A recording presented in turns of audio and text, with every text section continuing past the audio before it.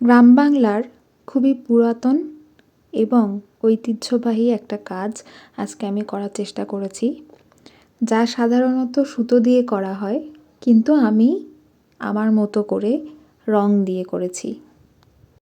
আমি প্রায় বেশ কিছুদিন আগেই খাতাতে আপন মনে এই ডিজাইনটা করে রাখছিলাম। একটা শাড়িতে আঁকবো তাই। শাড়িটি আমার নিজের জন্যই হতো, অথবা কারোর পছন্দ হলে সেক্ষেত্রে আমি তার জন্যও বানিয়ে দিতাম। কারণ এই সুতোর নকশি করা কাজগুলো আমার যে কী পছন্দ, আমার খুবই পছন্দ। আর নিজের জন্য তো কখনোই কিছু শাড়ি বা এরকম কিছু করা হয়নি আমার, তো সেই জন্য করা যেতেই পারতো। যাই হোক, এই সবের পরে আমার আর সেইভাবে করা হয়নি, কারণ অন্যান্য অর্ডার চলে এসেছিলো। সেই কাজগুলো আমাকে আগে করে দিতে হতো। তারপরেই এই পাঞ্জাবিটার অর্ডার আসলো। সৌম্যদার জন্য এই পাঞ্জাবিটা করা হয়েছে। আর তাদের সাথে কথা বলে আমি এই ডিজাইনটা দেখালাম। দেখানোর পর তাদের পছন্দ হয় এই ডিজাইনটা। তো তারপরে কাজ করতে শুরু করলাম। এইবার তো দেখতেই পাচ্ছ তোমরা কাজটা যেভাবে করেছি আমি তার কিছুটা দেখালাম, কারণ পুরোটা দেখাতে গেলে কত যে লম্বা ভিডিও হবে কি বলবো। এই কাজটা অনেক ধীরে সুস্থে আমি করেছি, কিন্তু তোমাদের সাথে অনেক ফাস্ট ফরওয়ার্ড করে শেয়ার করছি।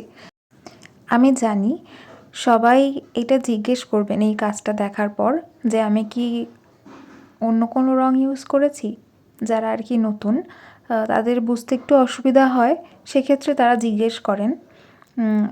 আমি কিন্তু ফেভিক্রিলের অ্যাক্রিলিক কালারটাই ব্যবহার করেছি এখানে। আর এখানে আমি একটু মেটালিক কালারও ইউজ করেছি, সিলভারটা।